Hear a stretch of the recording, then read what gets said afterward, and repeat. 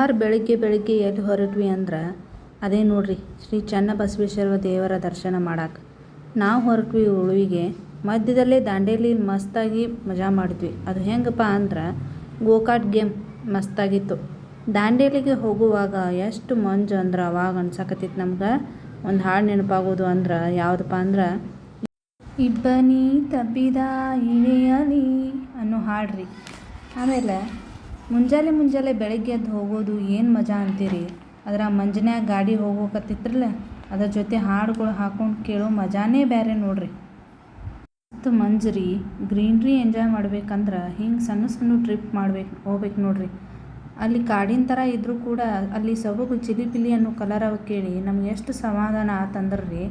ಮತ್ತು ಅಲ್ಲಿ ಗರಿ ಬಿಚ್ಚಿದ ನವಿಲಿನ ನರಿ ಕಂಡು ನೋಡ್ರಿ ನಮಗೆ ಭಾಳ ಖುಷಿ ಆಯ್ತು ನೋಡ್ರಿ. ಹೌದು, ಯಾರಪ್ಪ ನೀವು ಅಂತ ಅನ್ಕೋತಾ ಇರ್ಬೋದು. ಆದ್ರೆ ನನ್ನ ಹೆಸರು ನಿವೇದಿತಾ ಮೋದಿಮಿನಿ ಅಂತಾರೆ.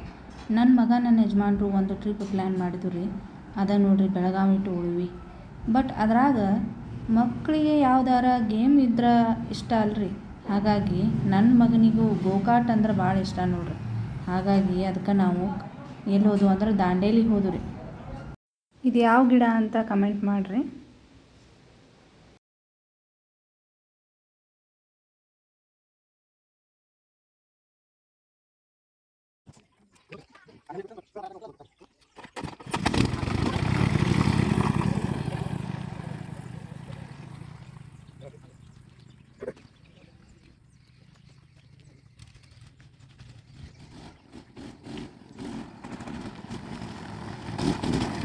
ದಾಂಡೇಲಿಯಿಂದ ಮತ್ತು ಮುಂದೆ ನಾವೆಲ್ಲಿ ಹೋದ್ವು ಅಂದ್ರೆ ಉಳುವಿ ದೇವಸ್ಥಾನಕ್ಕೆ ಹೋದ್ವು ರೀ. ಅಲ್ಲಿ ದೇವ್ರ ದರ್ಶನ ಮಾಡಿದ್ವಿ ರೀ.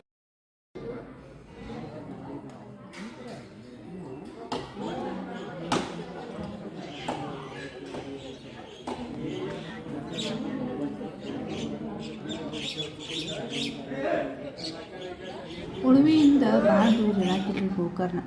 ಹೀಗಾಗಿ ಗೋಕರ್ಣ ಹಾದಿ ಹಿಡಿದು ರೀ ಅಂದ್ರೆ ಹೋದ್ವು ರೀ. ಅಲ್ಲಿ ಸುಪ್ರಸಿದ್ಧ ಮಹಾಬಲೇಶ್ವರ ದೇವಸ್ಥಾನ ಐತ್ರಿ. ದೇವಸ್ಥಾನದ ಮುಂದಿನ ಸಮುದ್ರ ಐತ್ರಿ. ಸ್ವಲ್ಪ ಲೇಟ್ ಆಗಿತ್ತು ದೇವ್ರ ದರ್ಶನ ಮಾಡಿದ್ವಿ ರೀ.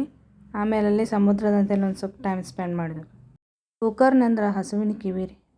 ವಿಶೇಷತೆ ತಿಳಿಬೇಕಂದ್ರೆ ನನಗೆ ಕಮೆಂಟ್ ಮಾಡಿರಿ, ಅದ್ರ ಬಗ್ಗೆ ಹೇಳ್ತೀನಿ ರೀ.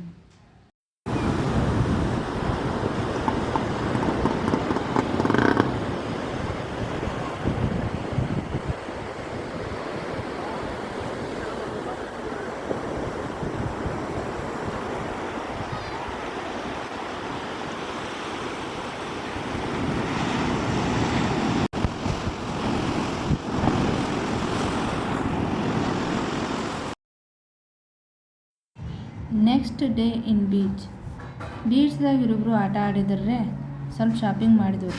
12:30 ಪ್ರಸಾದ ಮಾಡಿ 1 ಗಂಟೆಗೆ ಗೋಕರ್ಣ ಬಿಟ್ಟು. ಆಮೇಲೆ ಟೈಮ್ ಇತ್ರಲ್ಲ ಅದಕ್ಕೆ ಅಲ್ಲೇ ನಿಯರ್ ಪೋರ್ಟ್ ಅಂದ್ರಲ್ಲ ಅದು ಮಿರ್ಜಾನ್ ಪೋರ್ಟ್ ನೋಡ್ರಿ.